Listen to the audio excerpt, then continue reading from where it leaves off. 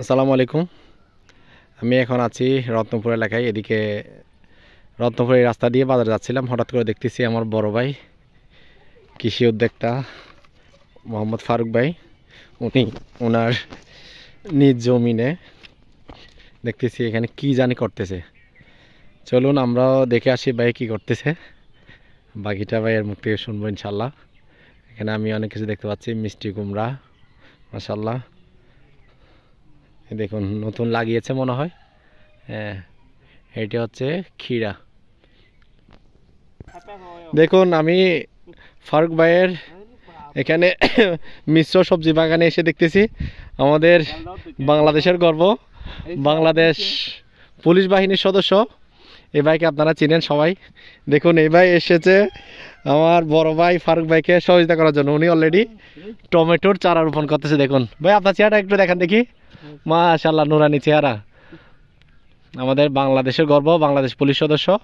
দেখুন এই ভাইটা উনি এসেছেন বাড়িতে সরকারি ছুটিতে, এখন ছুটিতে এসে আমার এই বড় ভাই ফারুক ভাইকে এখানে তার কৃষিকাজে একটু সহযোগিতা করতেছেন।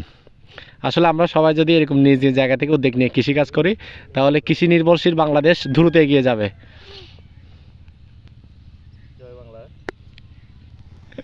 দেখুন এই ভাইটি, আমাদের এই পুলিশ ভাইটি কি সুন্দরভাবে টমেটো চাটা রোপণ করছে। মনে হচ্ছে উনি মানে পুলিশের চাকরি করেন না, উনি কৃষিকাজ করেন। আমার চেয়ে ভালো রোপণ করতে পারতেছেন। ভাই আপনি যদি আমাদের দর্শকদের উদ্দেশ্যে একটু যদি কিছু বলতেন। না বললাম একটু। না, আমি তো কৃষকের ছেলে তো। আচ্ছা ভাই, আমাদের মানে আপনি আসলে কৃষিকাজ এই পুলিশে যাওয়ার আগে করতেন নাকি বা কি করতেন আমাদেরকে একটু বলেন। না, আমার ওইরকম কোনো অভিজ্ঞতা নাই, তারপরও মাঝে মধ্যে কৃষককে ভালোবাসি, কৃষিকে ভালোবাসি। হ্যাঁ অবশ্যই এটা মানতে হবে, আমাদের দেশটা হচ্ছে কৃষি নির্ভরশীল নাকি। অবশ্যই। ধন্যবাদ ভাই আপনাকে। আমরা আশা করি ভবিষ্যতে এই ধরনের কৃষিকাজের সাথে জড়িত থাকবেন। আপনাদের মাধ্যমে আমাদের কৃষি নির্ভরশীল দেশ এগিয়ে যাবে। দর্শক আমি এখন আমাদের এখানে কৃষি উদ্যোক্তা ভাই মোহাম্মদ ফারুক ভাইয়ের কাছে জানতে চাইবো উনি এখানে ওনার মিশ্র সবজি বাগানে কি কি করছেন। আসসালামু আলাইকুম ভাই, কেমন আছেন? আছি, ভালো আছি। হ্যাঁ, এখন যদি আমাদের দর্শকদের উদ্দেশ্যে কিছু বলেন বা এখানে আপনি কি কি মিশ্র সবজি বাগানে কি করছেন। দর্শককে বেশি কিছু বললে এরকম একটা লাঠি দেবে। তাই লাঠিটা একটু দেখান দেখি। এরকম একটা লাঠি দেবে। মাশাআল্লাহ, লাঠি আপনি যে একদম শেষ অংশতে একদম সিস্টেম করে রেখেছেন। যাই হোক, এখানে কি করছেন আমাদেরকে একটু বলেন। আর কি, সবই তো দেখা যাচ্ছে। হ্যাঁ আমি দেখতে পাচ্ছি, যদিও একটু ভেঙে বলতেন তাহলে একটু ভালো হতো আর কি। এখানে খাওয়ার জন্য যা লাগে আর কি। মানে আপনি কি এখানে বাজারজাত করার উদ্দেশ্য করছেন নাকি এখানে নিজের ফ্যামিলি চাহিদা মেটাবেন? না, বাজারজাত না, চাহিদা মেটানোর জন্য। নিজের ফ্যামিলি। আচ্ছা, এখানে আমি দেখতে পাচ্ছি টমেটো করছেন, বেগুন করছেন, তারপর মিষ্টি কুমড়ার সাথে আছে এই ক্ষীরা বা ফল।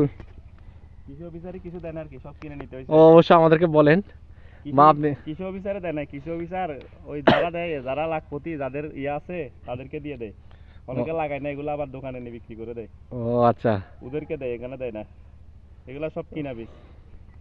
দেখতে পাচ্ছেন এখানে ভাই সবগুলো নিজের টাকায়, এক কথা হচ্ছে নিজের টাকায় এখানে উনি নিজের ফ্যামিলি চাহিদা মেটানোর জন্য ওনার এই মিশ্র সবজি বাগানে এই সবজি চারাগুলো রোপণ করছেন অলরেডি, আরও কিছু করতেছেন।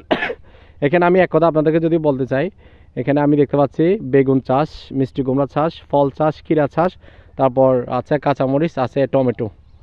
মানে মিশ্র বলতে এখানে অল আইটেমই পাওয়া যাচ্ছে মোটামুটি এই সিজনে। ওনার এখানে ফ্যামিলির মধ্যে যা যা প্রয়োজন সব কিছু উনি ওনার এই নিজের জায়গার নিজের মিশ্র সবজি বাগান থেকে উনি চাহিদা মেটাবেন। আমরা যদি এই সিজনে, অনেকের জমি খালি আছে, কোনো লিজ নেওয়া ছাড়া, কোনো অর্থ প্রদান করা ছাড়া জমির মালিককে কোনো 1 টাকাও দিতে হবে না, ওই সিস্টেমে জমিগুলোকে আমরা বড় ট্র্যাক্টর দিয়ে হাল চাষ দিয়ে আমরা নিজের ফ্যামিলি চাহিদার জন্য এবং বাজারজাত করার জন্য কৃষিকাজ করতে পারি। সবাই নিজের জায়গা থেকে এগিয়ে আসবেন। আজকের মতো এখানে শেষ। আল্লাহ হাফেজ।